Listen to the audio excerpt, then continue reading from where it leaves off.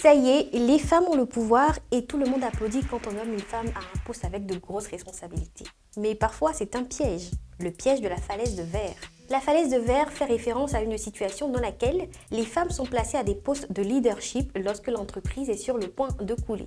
L'étude sur le sujet a été publiée par les chercheurs Michelle K. Ryan et Alexander Aslam. Donc oui, c'est plutôt un concept anglo-saxon et occidental. Parce qu'il faut déjà accepter de confier des responsabilités aux femmes pour parler de falaise de verre. Et ici, nous sommes encore à l'étape de la place de la femme, c'est la cuisine, et à l'étape de... Donc c'est compliqué. Pour en revenir à la falaise de verre, on nomme une femme au sommet lorsque les chances de succès sont limitées. Après, quand tout s'effondre, c'est plus simple de tout lui mettre sur le dos et de justifier son échec avec des arguments sexistes et misogynes. Donc, la falaise de verre alimente le stéréotype selon lequel les femmes sont moins aptes à occuper des postes de leadership.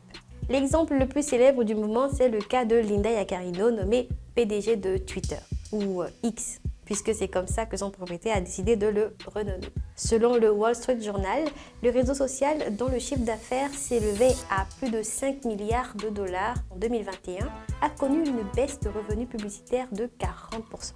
Linda Yaccarino arrive donc à la tête d'une entreprise qui a perdu la moitié de sa valeur sur le marché. Une entreprise qui, quelques mois auparavant, était obligée de virer 6 000 employés. Alors, lorsque X tombera entièrement, on lui collera la responsabilité de problèmes qui étaient là bien avant sa nomination et on la fera remplacer par un homme qui viendra à tout reconstruire. Donc, au lieu de créer des rôles modèles positifs, on crée des modèles qui découragent les autres femmes qui seraient tentées de postuler. Alors, je pense que les quotas sont le meilleur moyen d'éviter la falaise de verre. Il faut beaucoup plus de femmes à des postes à pouvoir, surtout dans les organisations en croissance et qui vont bien. Peut-être que certains diront que les femmes ne sont jamais satisfaites, qu'elles exagèrent et qu'elles voient tout en inégalité. Mais c'est sûrement parce que c'est vraiment le cas.